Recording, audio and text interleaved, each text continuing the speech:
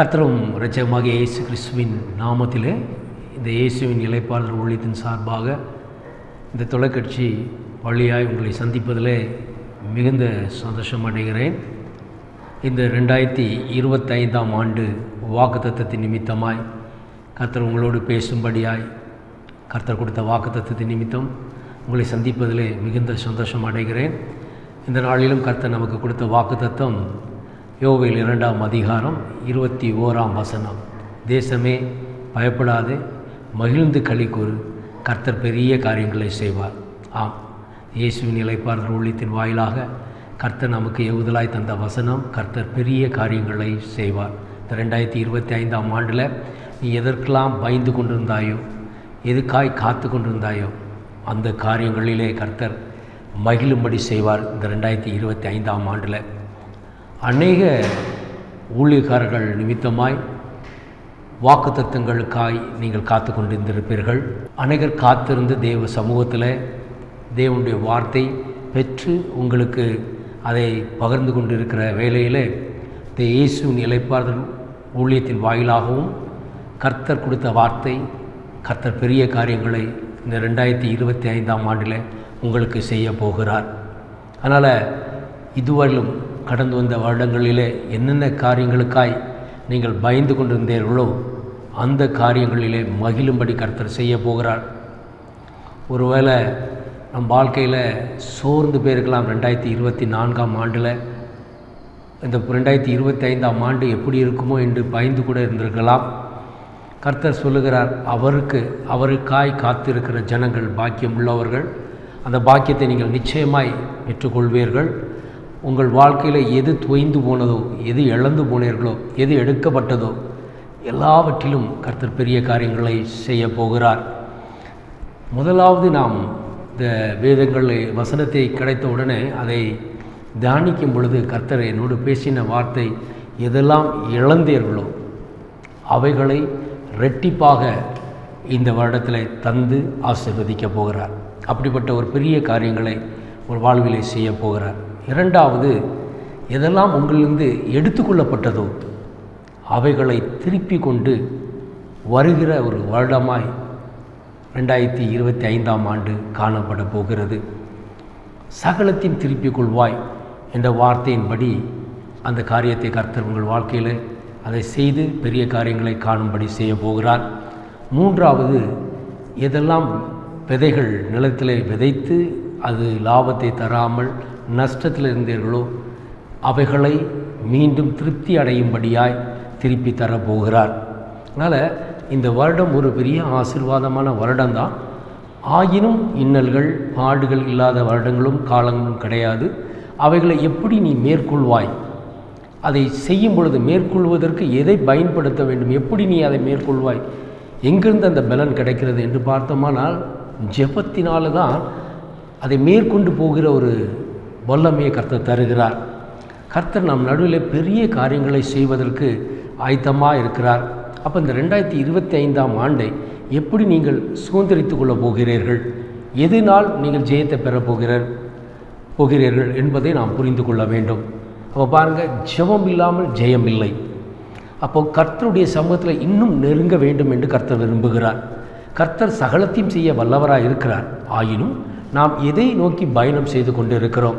நிச்சயமாக கர்த்தர் சொல்லுகிறார், இந்த 2025ஆம் ஆண்டில் உங்கள் வாழ்க்கையில் பயம் நீங்கும்படி ஒரு ஜெப வாழ்க்கை உங்கள் வாழ்க்கையில் உண்டாக போகிறது.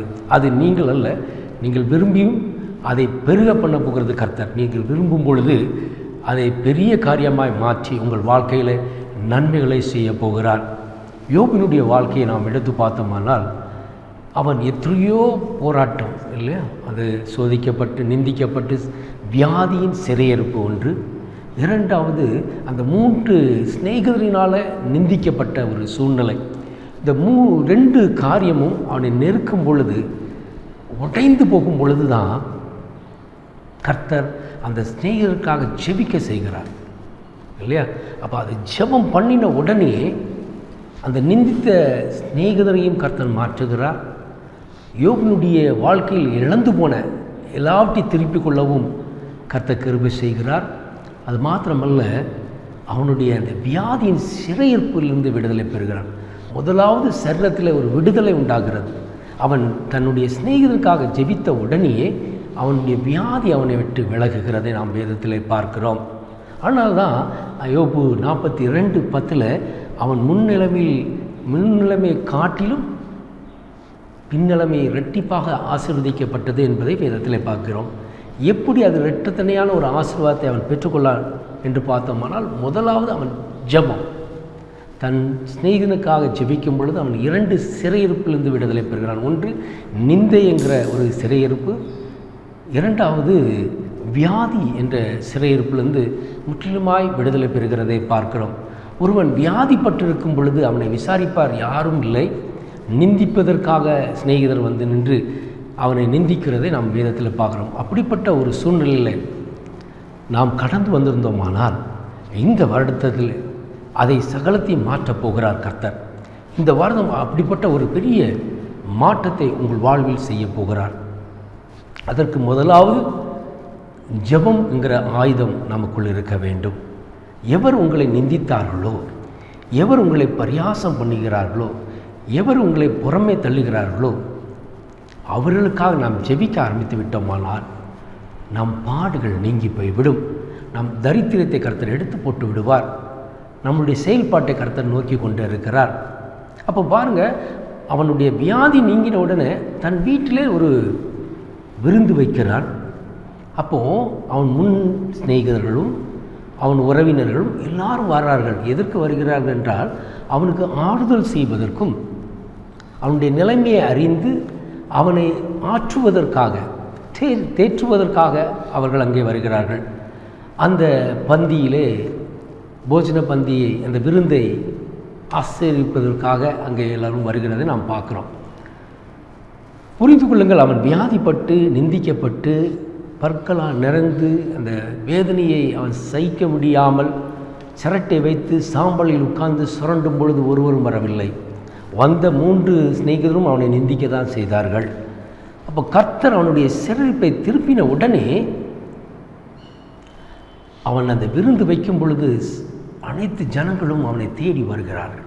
இதுதான் கர்த்தர் நம்மை நேசிக்க ஆரம்பித்து விட்டால் மனிதருடைய தயவை பெற்றுக்கொள்ளும்படி கர்த்தர் கிருபை செய்வார். அனைவருடைய இருதயத்தையும் மாற்றி விடுவார். பாருங்கள், அவங்க எல்லாம் மனம் மாறி அவனை தேடி வருகிறதை நாம் பார்க்குறோம். வெறுமையாய் வரவில்லை. வந்தவர்கள் தங்கள் ஒவ்வொருவரும் வெள்ளி பொன்னும் தங்க காசுகளையும் கொண்டு வந்ததை பார்க்குறோம். அப்படி கொண்டு வந்தார்கள். இப்போ யோபு 42:11 நீ வாசித்தேனால் அங்கே அப்படியாக சொல்லப்படுகிறது. அவருடைய முன் சிநேகிதர்களும் உறவினர்களும் எல்லாரும் அவனுக்கு ஆற்றவும் தேற்றவும் அங்கே வருகிறார்கள்.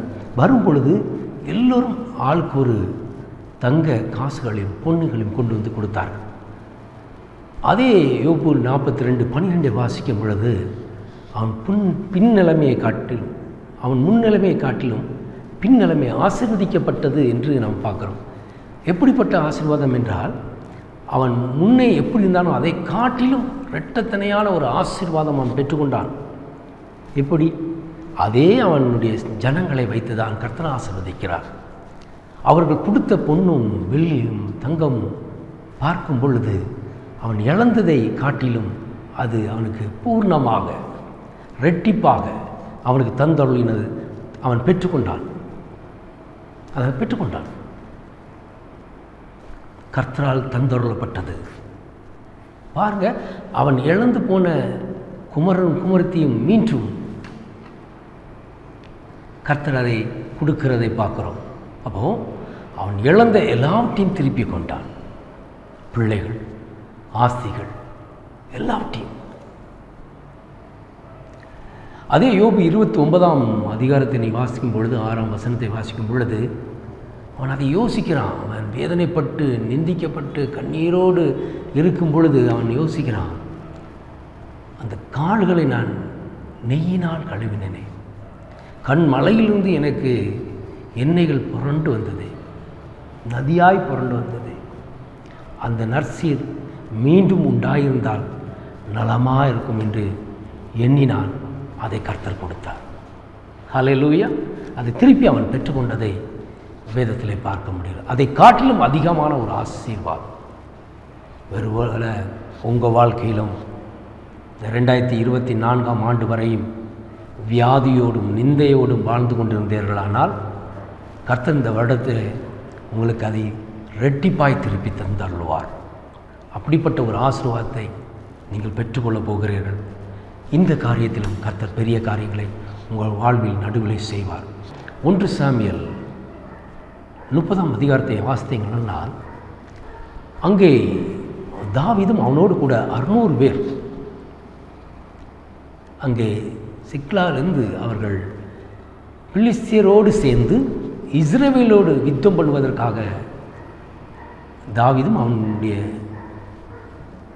யுத்த வீரருமாகிய 600 பேரும் அகீஸோடு போய் சேர்கிறார்கள். அப்போ அவங்க யுத்தத்துக்கு போகும் பொழுது அங்கே பெலிஸ்தியர்கள் தாவீதை ஏற்றுக்கொள்ளவில்லை. அவர்கள் அவனையும் அவன் கூட்டாளியும் புறமே போகும்படியாக சொல்லி யுத்தத்திற்கு வர வேண்டாம் என்று தடுத்து விட்டார்கள். அப்பொழுதுதான் அந்த ஆக்கீஸ் ராஜா உடனே அவர்களை மீண்டும் அனுப்பி விடுகிறதை நாம் வேதத்தில் பார்க்க முடிகிறது. அப்படி திருப்பி அனுப்பப்பட்டு அவர்கள் பிரயாணம் பண்ணி சிக்லாக்கு வரும் முன்பாக, அவர்கள் வருவதற்கு 3 நாள் ஆயிற்று. இந்த 3 நாளுக்கு முன்பாக அமலேக்கியர் என்ன பண்ணாங்க, சிக்லாக் வந்து விழுந்து அங்கே என்ன பண்ணினார்கள், அங்கே இருந்த சிறிய பிள்ளைகள் முதல் முதியோர் வரையும் சிறைப்பிடித்து கொண்டு போனார்கள். சிக்லாக்கை முற்றிலுமாய் சுட்டெரித்தார்கள். ஆனால் சிறைப்பிடித்து போன ஒரு மனிதரையும் அவர்கள் கொன்று போடவில்லை. இந்த சூழ்நிலையில் தாவீதும் அவனோடு கூட இருந்த 600 பேர் வந்து பார்க்கும் பொழுது அவர்கள் ஜனங்கள் ஒருவரும் இல்லை. அந்த சிக்லாவோ முற்றிலுமாய் சுட்டெரிக்கப்பட்டிருக்கிறது. என்ன செய்ய முடியும்? பலனற்று போகும்படியாக அதுவரையிலும் அவர்கள் அழுது கொண்டிருந்தார்கள். எல்லாரும் அழுகிறாங்க, பலனற்று போகும்படி. பலனே இல்லை, அழுது அழுது அழுது பலன் இல்லாமல் போகும் வரைக்கும் அழுது கொண்டிருக்கிறார்கள். ஒரு நேரம் வரும் பொழுது உடனே அவர்கள் சிந்தித்து அவர்களுக்குள்ளாக பேச ஆரம்பிக்கிறார்கள். இது தாவீதால வந்தது தானே, இவனை கல்லெறிய வேண்டும் என்று சொல்லிக் கொண்டிருந்தார். இதை கேட்ட உடனே அவன் மீண்டும் நொறுக்கப்படுகிறது. காரணம், தாவீதுடைய 2 மனைவியும் சிறை பிடிக்கப்பட்டு போயிருக்கிறார்கள். அவனுக்கும் இழப்பு தான். ஆனால் இவனால் தான் வந்தது என்று அவர்கள் எல்லோரும் கல்லெறிய பேசிக்கொண்டிருப்பதை கேட்கும் பொழுது இருதயம் உடைந்தவனாய் அவன் உடனே என்ன செய்கிறான்னா, தன்னை கர்த்தருக்குள்ளாக திடப்படுத்தி கொண்டான். அல்லேலூயா. நம்மளாக இருந்தால் என்ன பண்ணிட்டு நம்மை எங்கே திடப்படுத்த வேண்டும் என்பதை புரிந்து கொள்ள வேண்டும். தாவீதோ கர்த்தருக்குள்ளாக தன்னை திடப்படுத்தி கொண்டான். அது மாத்திரமல்ல, கர்த்தரிடத்தில் விசாரித்தான். நான் பின் தொடருவா, இந்த தண்டை நான் பிடிப்பனா என்று விசாரிக்கும் பொழுது தான் கர்த்தர் சொன்னார், நீ பின்தொடர், அதை பிடித்து சகலத்தையும் திருப்பிக் கொள்வாய். எஸ், சகலத்தையும் திருப்பிக் கொள்வாய் என்று சொல்கிறதை பார்க்கணும். இந்த வருடத்தில் கூட ஒருவேளை உங்களை விட்டு அநேகர் பிரிந்து போயிருக்கலாம், எடுத்துக்கொள்ளப்பட்டிருக்கலாம், இல்லை உங்களை வேதனைப்படுத்தியிருக்கலாம். உங்களோடு கூட இருந்தவர்கள் கூட அந்த கல் எறிகிறது போல ஒரு வார்த்தைகளை உங்களோடு பேசியிருக்கலாம். கூட்டத்தில் இருக்கும் பொழுதே நெருக்கப்பட்டிருந்திருக்கலாம். நல்லது செய்ய போய் அது தீமையாய் முடிந்திருக்கலாம். இப்படி சிலருக்கு உதவ போய் நம் வாழ்க்கை கேள்விக்குறியாக கூட போய் நின்றிருக்கலாம். நீ இழந்து போன அந்த மரியாதையும், நீ இழந்த அந்த தகுதியையும் கர்த்தர் மீண்டும் உன்னிடத்தில் திருப்பி தருவார். யோவேல் 2ஆம் அதிகாரம் 20ஆம் வசனத்தில் பார்க்கும் பொழுது எல்லாம் அந்த இயற்கை சீற்றமும் வெள்ளப்பெருக்கத்தினால் அழிவும் மக்கள் அங்கங்கே தேசத்தில் வருகிற யுத்தங்களையும் நாம் பார்த்து கொண்டு இருக்கிறோம். அப்போ இந்த 2025 அப்படிப்பட்ட ஒரு சம்பவங்கள் நடக்குமா என்று கேட்டீர்களானால் முன்பே போல இல்லாவிட்டாலும் வரும். ஆனால் வருகிறதை கர்த்தர் என்ன பண்ணுகிறார், கீழ்கடலுக்கும் மேல்கடலுக்கும் அது துணிகரமாய் பாவம் செய்கிற தேசத்திற்கும் அதை திருப்பி விடுவார். அப்படி என்றால் நாம் பாவம் செய்யாதபடி துன்மார்க்கமாய் நடக்காமல் ஜெபத்தோடு நாம் காத்திருந்தால் நம் தேசம் காக்கப்படும். நாம் ஜெபிக்க ஜெபிக்க ஜெபிக்க தேசத்தில் உள்ள மாநிலங்கள் மாவட்டங்களில் வருகிற அந்த இழப்புகளும் இயற்கை சீற்றங்களும் மாறி போய்விடும். புயல் வந்தாலும் அது கீழ்கடல் மேல்கடலாக கர்த்தர் அதை மாற்றி அனுப்பி விடுவார். அது நிமித்தமாக தேசத்திற்கு எந்த பாலும் வராதபடி கர்த்தர் பாதுகாப்பார். அப்போ அதற்கு நாம் ஜெபிக்கிறவர்களாய் எழும்ப வேண்டும். நாம் ஜெபிக்க ஜெபிக்க ஜெபிக்க நம் தேசம் பரிசுத்தமாய் மாற்றம் உண்டாகும். அப்போது வருக போகிற தீமைக்கு கர்த்தர் நம் தேசத்தை பயப்படாமல் தேசம் மகிழும்படியாய் தேசத்துக்கு ஒரு ஆசீர்வாதத்தை கர்த்தர் கட்டளையிடுவார், பாதுகாப்பை கட்டளையிடுவார். இழந்த எல்லாவற்றையும் நம் தேசம் திருப்பிக் கொள்கிற ஒரு வருடமாய் 2025 மாற்றி விடுவார். யோவேல் 2ஆம் அதிகாரம் 28 சொன்னபடி, அதற்கு பின் நான் மாமிசமான யாவர் மேலும் என் ஆவியை ஊற்றுவேன். அப்பொழுது உங்கள் குமரரும் உங்கள் குமர்த்திகளும் தீர்க்க தரிசனம் சொல்வார்கள், உங்கள் மூப்பரும் சொப்பனங்களை காண்பார்கள், உங்கள் வாலிபர்கள் தரிசனங்களை காண்பார்கள் என்று வேதத்தில் பார்க்குறோம். அப்போ என்னுடைய ஊழியக்காரி மீதும் என் ஆவியை ஊற்றுவேன். இது கடைசி காலம், அவருடைய ஆவியை ஊற்றுகிற காலம். அந்த ஆவியினால் கர்த்தர் நடத்துவார். ஒருவேளை நம்ம நல்ல ஜெபிக்கிறவர்களாக இருந்திருக்கலாம், ஆனால் அதை இழந்து நின்றிருக்கலாம். இன்றைக்கி ஒரு சில பாவங்களினால் நாம் அதை இழந்திருந்தோமானால் கர்த்தர் அதை திருப்பி தருவார். எப்பொழுது தெரியுமா? தாவீது தன்னை கர்த்தரிடத்தில் மன்றாடினான். பட்சபால் இடத்துல பாவத்துக்கு உட்பட்ட பின் நாத்தான் தீர்க்கதரிசி அவனிடத்தில் வந்து அவன் பாவத்தை உணர்த்தின உடனே சங்கீதம் 51 பாடுகிற அந்த பாடலை நாம் பார்க்க முடியும். அவன் கர்த்தரிடத்தில் அந்த 11 வாசிக்கும் பொழுது, உமது சமூகத்தை விட்டு என்னை தள்ளாமலும் உமது பரிசுத்த ஆவியை என்னிடத்திலிருந்து எடுத்துக்கொள்ளாமலும் வரும். 12 உமது இரட்சணியத்தின் சந்தோஷத்தை திரும்பவும் எனக்கு தந்து உற்சாகமான ஆவி என்னை தாங்கும்படி செய்யும். ஆம், ஆவியை எடுத்துக்கொள்ளாதையும், உடைய பரிசுத்த ஆவியை என்னிடத்திலிருந்து எடுத்துக்கொள்ளாதையும், 2வது உற்சாகமான ஆவியை என்னை தந்து என்னை தாங்கட்டும் என்று அவன் மன்றாடினதை பார்க்கிறோம். மீண்டும் கர்த்தர் அவனை திடப்படுத்தினார், ஆவியினால் நிரப்பினார், அந்த பாவத்திலிருந்து விடுதலை ஆக்கினார், மீண்டும் அவனை எடுத்து பயன்படுத்தினார். என் தாசனாகிய தாவீது என்று அவன் மேல் பிரியம் வைத்தார். ஒருவேளை நாம் பாவியாக இருந்திருக்கலாம், நாம் பெற்ற அபிஷேகத்தை இழந்திருக்கலாம், ஆவியும் இல்லாமல் இந்த நாட்களில் வாழ்ந்து கொண்டு இருந்திருக்கலாம், தெய்வ பக்தி விருத்தி இல்லாமல் பின்வாங்கி போயிருக்கலாம். ஆனால் நாம் மனம் திரும்பி விட்டோமானால், தாவீதை போல தேவனுடைய சமூகத்தில் வந்து உம்முடைய உற்சாகமான ஆவியினால் தாங்கும் என்று நாம் மன்றாடினோமானால் அவருடைய ஆவியை மீண்டும் இரட்டிப்பாக ஊற்றுவார். எலியாவுடைய அபிஷேகத்தை எலிசாக்கு இரட்டத்தனையாய் தந்தது போல நீ இழந்து போனதை இரட்டிப்பாக உங்களை அபிஷேகம் பண்ணி மீண்டும் எடுத்து பயன்படுத்துவார். இது கடைசி காலம். அதனால் அவருடைய ஆவியை ஊற்றுகிற காலம், ஒரு எழுப்புதலை காண்கிற காலம். அப்படி செய்ய போகிறதுனால உங்களுடைய குமரரும் குமர்த்திகளும் தீர்க்க தரிசனம் சொல்லுகிற காலமாய் மாறும். உங்களுடைய மூப்பர்கள் சொப்பனங்களையும் உங்களுடைய வாலிபர்கள் தீர்க்க தரிசனங்களையும் காண்கிறவர்களாய் மாறிவிடுவார்கள். அவருடைய ஊழியக்காராகிய நாம் அவருடைய ஆவியினால் நிரப்பப்பட்டிருப்போம். அது எப்படி இருக்கும் அப்படின்னு பார்த்தோம்னா, அப்போஸ்தலர் 2ஆம் அதிகாரத்தை நாம் வாசிக்கும் பொழுது பாருங்கள், பெந்தகோஸ்து நாளில் ஒருமனப்பட்டு கூடினார்கள். அங்கே அவர்கள் இருந்த வீட்டின் மீது கர்த்தருடைய ஆவியானவர் வந்து இறங்கினார். அங்கே கூடியிருந்த எல்லோரும் பல பாஷைகளினால் தேவனை மகிமைப்படுத்தினார்கள். நாவுகள் அக்னி போன்று காணப்பட்டது. அங்கே சுற்றியிருந்த அந்த பட்டணத்தில் இருந்தவர்கள் எல்லோருடைய ஜென்ம பாஷையில் இவர்கள் பேச ஆரம்பித்தார்கள். இனி இது எப்படியா இருக்குமோ என்று அவர்கள் பயந்தார்கள். சிலர் இவர்கள் குடித்து மதுபானத்தினாலே அவர்கள் பேசிக்கொண்டிருக்க என்று பரியாசம் பண்ணினார்கள். இன்னைக்கு அப்படிதான் பரிசுத்த ஆவியானவருக்கு விரோதமாய் பேசுகிறவர்களை இம்மையிலும் வறுமையிலும் மன்னிப்பு இல்லை என்று வேதம் சொல்கிறது. ஆனால் இன்னைக்கு பரிசுத்த ஆவியை பற்றி எப்படிலாமோ விமர்சனம் பண்ணி கொண்டு இருக்கிறார்கள். இனி நாம் எழும்புவோம். கர்த்தருடைய ஆவியானவர் எங்கே வந்து விட்டாரோ அங்கே விடுதலை உண்டாகியிருக்கும். பாருங்கள், அங்கே எல்லாரும் பரியாசம் பண்ணினாங்க. இன்றைக்கி நம்ம குறித்து பரியாசம் பண்ணி கொண்டு இருக்கலாம், அநேகர் பரியாசம் பண்ணலாம்.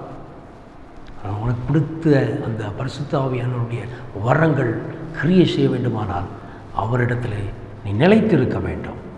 அங்கே பாருங்கள், அவர்கள் எல்லோரும் பேசினதை பார்த்து பயந்தவர்கள் ஒரு பக்கம் இருந்தாலும் பரியாசம் பண்ணினவர்கள் ஒரு பக்கம் இருந்தார்கள். ஆனால் பேதுருவும் அவனோடு கூட இந்த ஸ்நேகிதர்கள் எல்லோரும் 12 பேரும் இயேசு கிறிஸ்துவுடைய சீசர்களாக எழுந்து நின்று இயேசுவை குறித்து அங்கே பேசினார்கள். இயேசுவை குறித்து சாட்சி சொன்னார்கள் என்று பேச அவருடைய பேச்சை கேட்க கேட்க கேட்க அங்கே இருந்தவர்கள் எல்லாரும் இருதயம் குத்துண்டவர்களாய் 3000 பேர் மேலாக மனம் திரும்பி நாங்கள் என்ன செய்ய வேண்டும் என்று கேட்டார்கள். இயேசு கிறிஸ்து நாமத்தில் ஞானஸ்தானம் பெறும் பொழுது ஆவியின் வரம் உங்களிலிருந்து வெளிப்படும் என்று சொன்னேன். உடனே அவர்கள் அதை ஏற்றுக்கொண்டார்கள். வேதத்தில் பார்க்குறோம், அவர்கள் சபைக்குள் சேர்க்கப்பட்டார்கள். நல்வழியை போதிக்க நாம் கடமைப்பட்டிருக்கிறோம். எங்கே ஆவியானவர் வழி நடத்துகிறாரோ அங்கே ஒரு பெரிய மாற்றத்தையும் எழுப்புதலையும் காண முடியும். இந்த வருடம் ஒருவேளை நீ அபிஷேகத்தை இழந்திருக்கலாம், ஆவியின் வரங்களை இழந்திருக்கலாம். கர்த்தர் திருப்பி தருகிற வருடம். உங்களை கொண்டு தான் பெரிய காரியங்களை செய்ய போகிறார். இந்த தேசத்தில் கர்த்தர் பெரிய பெரிய காரியங்களை இந்த 2025ஆம் ஆண்டு செய்வார். யாரை கொண்டு செய்வார் என்று பார்த்தோமானால் உங்களையும் என்னையும் கொண்டு தான். அவரை விசுவாசிக்கிறவர்கள் மீது தான், அவரை ஏற்றுக்கொண்டவர்கள் மீது தான் அவருடைய ஆவியை ஊற்றுகிறார். இது கடைசி காலம், எழும்பி பிரகாசிக்கிற காலம், கர்த்தருடைய மகிமை நம் மீது காணப்படுகிற காலம். எனவே எதை குறித்தும் நீங்கள் பயப்படாதீர்கள். தேசமே பயப்படாது, மகிழ்ந்து களிக்கோர். கர்த்தர் பெரிய காரியங்களை செய்வார். எப்படி யோபை ஆசீர்வதித்தார்? ஜனங்களை கொண்டு தான் ஆசீர்வதித்தார். அவன் முன்னிலைமை காட்டிலும் பின்னிலைமை எப்படி ஆசீர்வதிக்கப்பட்டது? ஜனங்களை கொண்டு தான். தாவீதுக்கு வழி யார் காட்டினார்? அந்த அடிமை எகிப்து வாலிபனை கொண்டுதான்.